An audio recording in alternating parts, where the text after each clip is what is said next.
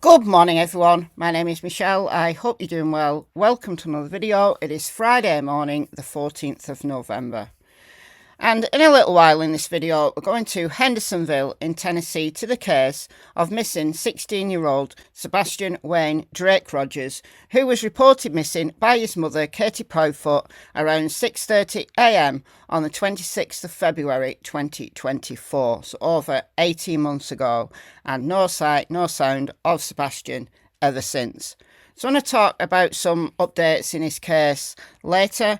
First of all, though, I want to give a couple of updates in the Lillian Jack Sullivan case in Nova Scotia, Canada, and also little Darius McDougall, the 6-year-old who has been missing since September 21st in the Crow's Nest Pass area of Alberta, still in Canada. There are searches for both Lillian Jack Sullivan and Darius McDougall tomorrow, so I want to give just a little bit of information about each of those. So Lillian Jack, first of all, I've mentioned this a couple of times in videos. There is a search tomorrow in the area where Lillian Jack went missing, that's the Lansdowne Station area, organised by the voluntary search organisation Please Bring Me Home.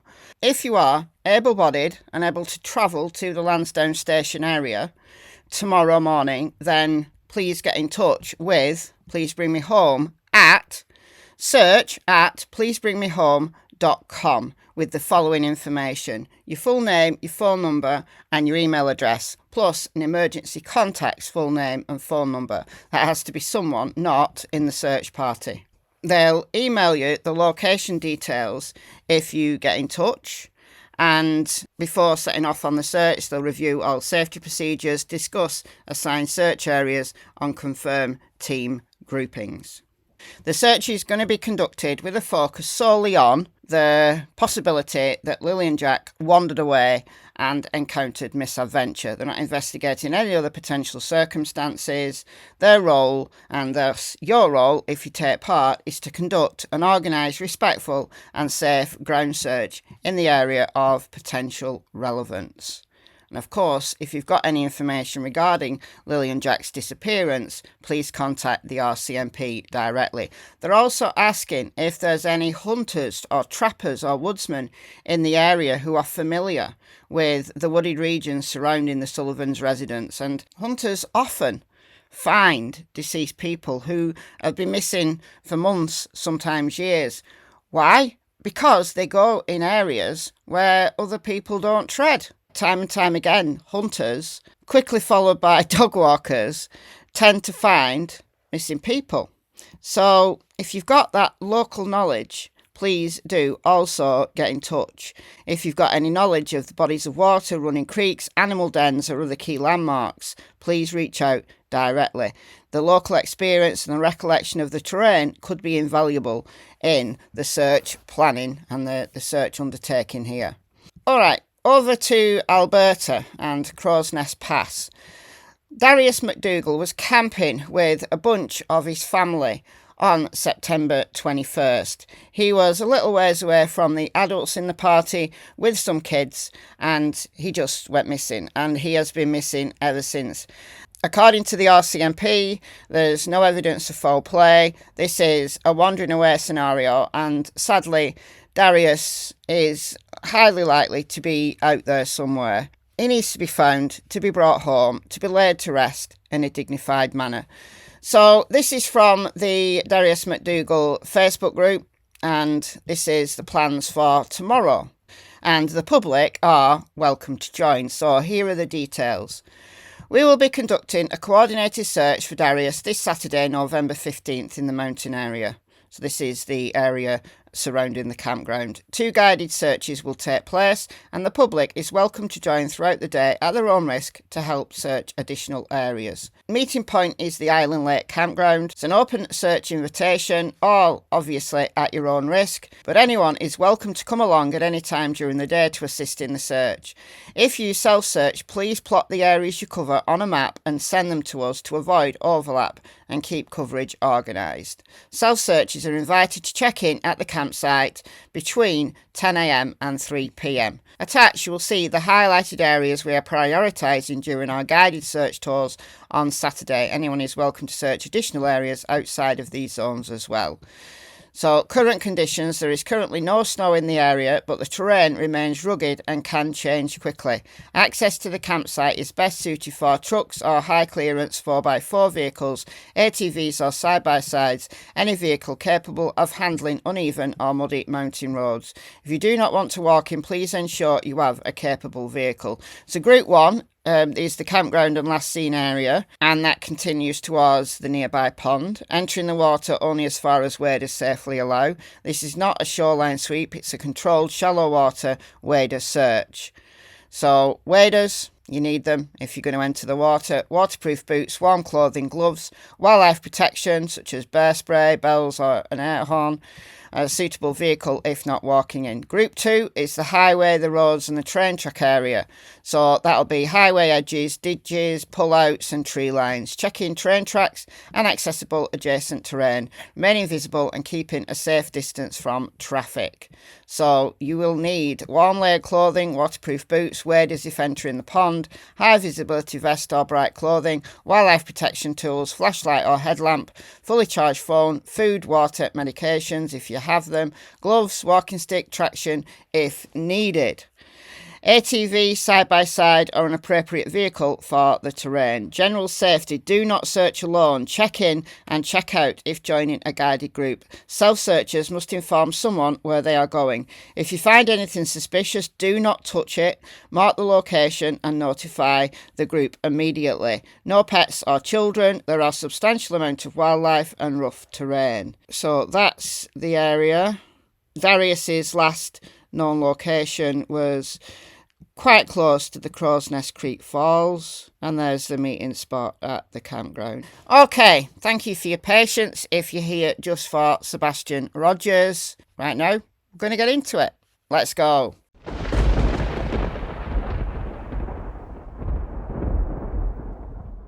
Before we do, can I just ask, if you're not yet subscribed, please do so. Trying to get to 100,000 subscribers by the end of this year. I don't think I'm going to do it. I've not got long to go now. But you never know. You never know. With your help, it's still possible. If you are subscribed and you want to help the channel, then liking the video, leaving a comment, even if that's just an emoji, it still counts as engagement in the YouTube algorithm, and share my videos. People need to know that my channel exists, and that's the best way to do it. All right, let's get into the Sebastian Rogers case. So AtNight, private lack of intelligence, has been posting and posting and posting regarding the Sebastian Rogers case. For those who've been following this case closely on social media, you will know that AtNight, private lack of intelligence, along with Dog the Bounty Hunter, joined the quote-unquote search for Sebastian Rogers in September of last year, their client being Seth Rogers, Sebastian's biological father. And in my opinion, they've done exactly zero, except create a load of anger and fuel the absolute nonsense that has been going on online since very early on in this case. And yes, we're going to talk about the angry phone call, but we're going to talk about these posts first. These are all from like 15 or 16 hours ago, and they believe that they have been getting credible information regarding both Sebastian Rogers and Summer Wells. Oh yes, they've tagged on Summer Wells into their posts, or at least some of their posts. Look, Summer Wells has been missing since June 15th, 2021, from outside of her home in the Beech Creek community of Hawkins County, nestled in between Rogersville and Kingsport in northeast Tennessee. So why they have reason to believe that Summer Wells is in the same location as Sebastian Rogers, I have absolutely no clue. But let's read some of these posts here. We receive credible intelligence on a rolling basis from this region, which is Springdale in Arkansas, including fake tips from motels attempting to divert our resources elsewhere.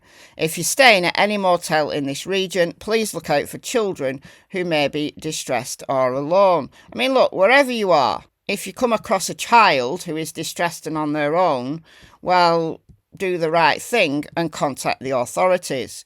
But these are the motels that they are getting supposedly fake tips from. And have you ever thought to wonder why you're getting fake tips? It's an open question. What ifs are like dreams today? What if my child were kidnapped tomorrow? A 6-year-old vanished overnight. Don't forget, dreams do come true, for good and bad. Well, what if my child was kidnapped? I certainly wouldn't be getting these guys to join the search. And I'd be absolutely furious if people like this got involved. That's just me, though. So another post asking residents of Springdale, Arkansas to exercise extreme vigilance in the search for Sebastian Rogers and Summer Wells. Specifically this region. We already looked at that. That's the same post. All right, Springdale, Arkansas. If your neighbours act even slightly suspicious, they're likely up to something they shouldn't be. Do you think? So, you got to dob in your neighbours here, right? Snitch on your neighbours. Report any odd detail, no matter how small, because until authorities say otherwise, a ruthless predator is stalking our streets, snatching innocent children in broad daylight while police dismiss them as mere runaway cases too complex to pursue. Your silence could be the next victim's last chance. So, implying that there's been a predator prowling and has kidnapped Sebastian Rogers and Summer Wells and taken them to Springdale, Arkansas. Okay, until authorities say otherwise. Well, they have said otherwise. They've said there's no sign of an abduction. Do I believe that in Sebastian's case? Most likely yes. Do I believe it in Summer's case? Not so much. All right, next post here. Ashland City, Tennessee. If your neighbours act even slightly suspicious, they're likely up to something. Yeah, well, if my neighbours act suspicious, I'm going to think they're up to something as well. And I don't live in Ashland City, Tennessee. Myrtle Beach. If your neighbours act even slightly suspicious, they're likely up to something. So these appear to be only related to Sebastian rather than Summer Wells. Stafford Court, Sumner County, Tennessee. Oh, yes, if your neighbours act even slightly suspicious, they're likely up to something they shouldn't be. Well, the only neighbour in the area that appears to have acted suspicious in this case is good old Bobby. But, again, that's just me. Good God. How many fake tips is this going to generate for law enforcement? Gallatin, Tennessee. If your neighbours act even slightly suspicious, you know the drill. A ruthless predator stalking. Chesapeake, Virginia. If your neighbours act even slightly suspicious, they're likely up to something. And then the whole of Tennessee. If your neighbours act even slightly suspicious. Okay. All right, so a lot of suspicious neighbours out there at the moment. All right, this is from November 12th. So 2 days ago. AtNight will release updated graphics and posters for the search for Sebastian Wainwright Rogers, showcasing our new partners as we initiate the ground phase. Oh yes, they're going to be doing ground searches. Let me get this very clear. I'm not suggesting that children who go missing are never found alive, even after years. In very rare cases, it happens. However, these are very, very rare cases. So this is an interview with someone's mother who was kidnapped, who was found in a basement very close to home. Made fun of me, telling her that, yeah, your mom's back out in the street giving out flyers. Here's one of the flyers. 10 years. Had you lost hope? Never. Never lost hope, never gave up my faith, because I knew she was still alive. People call them dreams. I call them vision that God gave me. She will knock on my front door. She will be coming through my front door. Then it was a fight, because then I learned I would never accept a no, because I needed to get her picture out there. I needed information. So I did everything I had to do, no matter what it was. You were 2 blocks away from Gina. Anytime you went to your sister's house, you were We 2 blocks passed away. so much. We passed by so many times. Even for my appointments, we would always turn down Seymour to go to Scranton, then head up straight to Metro for my appointment. So my baby sister tells me, Sandy, she says, Nancy, they found 3 girls in the basement. I said, okay. She said, well, we gotta go. So I said, okay, let's go. And the first person I saw was FBI agent Andrew, and that's when I ran. I ran, and I looked up his face, and I ran right through it, and I ran right into it, and I said, just please tell me that it's her and that she's okay. Because he was crying, and I was like, oh, gosh. He says, Nancy, it's her, and she's alive. It's a brilliant reminder that just occasionally, even after years later, someone is found alive. Might be under nasty circumstances, but they are alive. Do I believe this has happened in Sebastian's case and Summer's case? I don't, to be honest. I mean, anything's possible. But think about it. It's a numbers game. It's a numbers game. The vast, vast majority of children who have been missing for this length of time, nearly 4.5 years for Summer and 19 months for Sebastian, they're deceased. Whether they've been abducted and murdered, the majority of children who are abducted are murdered very quickly, within hours. It's just a sad fact, I'm afraid. And those that have wandered away and have been missing for this length of time without any sign or sound of them have died somewhere, whether it's through misadventure, an accident, exposure. It's the world we live in, and that goes for missing adults as well. The majority who are found after this length of time, many of them are found close to home and they've just been missed by searchers. Let's be honest with ourselves. Have authorities searched every basement in that neighbourhood? No. Well, Sebastian's neighbourhood, I'm not sure that those houses have basements. So, do they? I don't think they do. Have they knocked on every door? No. Well, in the neighbourhood, yes, they did. They knocked on every door. In fact, they knocked on every door the very day that Sebastian was reported missing. It's on the dispatch audio. If we're talking about the neighbourhood, yes, they did. They absolutely did. Sebastian never appears on camera leaving the house. Logic says he was carried out the back. He may never have left the area at all. No, he can't have been carried out the back because there is a camera out the back that looks directly onto Sebastian's house. So no, he wasn't carried out the back. He may never have left the area. You're absolutely right on that one, but not because he's in someone's imaginary basement. No one conducted a real search. Yes, they did.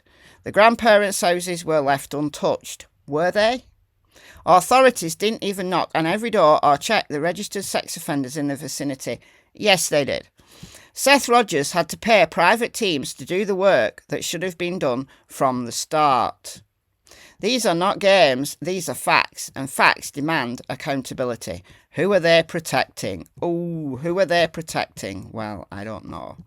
I don't know that they're protecting anyone, but you're entitled to your opinion. Now, let's talk about this angry phone call. It's a few days ago now that this phone call was released. This is coming from November 11th. Katie and Chris Proudfoot flip out on PI Heather on day 50 of the search for missing teen Sebastian Rogers. Yeah, they were angry. They were furious. Absolutely furious. Like Chris was flipping his lid, going all about the fact that Heather walked down the easement by the side of the house taking photographs, and Katie was furious, saying that's part of her property, and Heather was saying, well, I never went inside the fence, and blah, blah, blah. Got very heated. But, day 50, this was when things got really hot between Seth Rogers and the Proudfoots. The split in this family has been nothing short of destructive for the case. What it's done is create two teams, the green team who are supporting Seth and then those that are supporting the Profoots, and never the twain shall meet. And that's really bad. It's been really bad for the case. It's created the circus that we've seen. And I watched Dollyvision last night, this video here. He spoke absolute sense in relation to Sebastian Rogers. Now, love him or hate him, Dollyvision just sometimes speaks absolute sense. And he said it's his Christmas wish that the two sides, build some bridges and let 2026 be the year when Sebastian's found. And let it be the year when the two sides get together, bridge the gaps. They've been nothing but hampering because, the people who were talking about Sebastian in the early days, it's all descended into drama and court cases. And yeah, a lot of that has been fueled by people like AtNight, Private Lack of Intelligence, TikTok Tony. Where's TikTok Tony? I've not seen him for ages. Where is he? So yeah, Dollyvision spoke absolute sense. The two sides have got more in common than they have got division. Katie has got a type. You say, I got a type of people that you get involved with. Well, she's got a type because there's Seth Rogers, who is very quick to anger. And we've got Chris Proudfoot, also equally very quick to anger. So no, that phone call was not a great look for Chris. He was fuming. Absolutely fuming. But by the end of it, he calmed down a little bit and there was a plan to meet Heather to talk about the case. I don't know whether that ever happened or not. Heather, of course, was one of the PIs who came in quite early on behalf of Seth, working pro bono for Seth, along with another PI, Chloe. One was fired, one left. They couldn't get on with Seth, and that seems to be due to problems with Seth. And then after that, TikTok Tony came along. And then AtNight came along. And yeah, the rest is history. Court cases and just absolute nonsense. And none of that has helped Sebastian's case. It's taken money, time, resources away from Sebastian.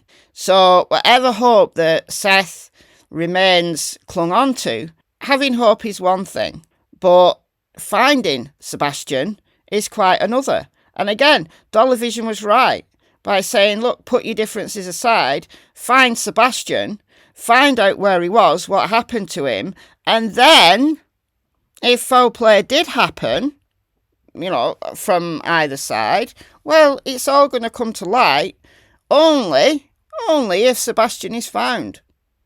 So find Sebastian first, and then the rest will follow. Do they need to find Sebastian's body in order to bring charges? Absolutely not. You've seen it in the last week in Idaho with Michael Vaughan, then 5 years old, who was abducted from close to his home in Fruitland, Idaho. Two suspects who were named in November of 2022 have now been arrested for first-degree murder. Two of the four, Stacey and Sarah Wandra have. Brandon Shirtliff and Adrian Lucian, still suspects. They've not been charged yet. I think they will be. Keep watching. And Michael's body has never been found. Harmony Montgomery. Adam Montgomery was convicted of her murder without a body. So, no, they don't. It's not that they need a body. But if you're talking about a no-body homicide, then you need in a very good case to bring.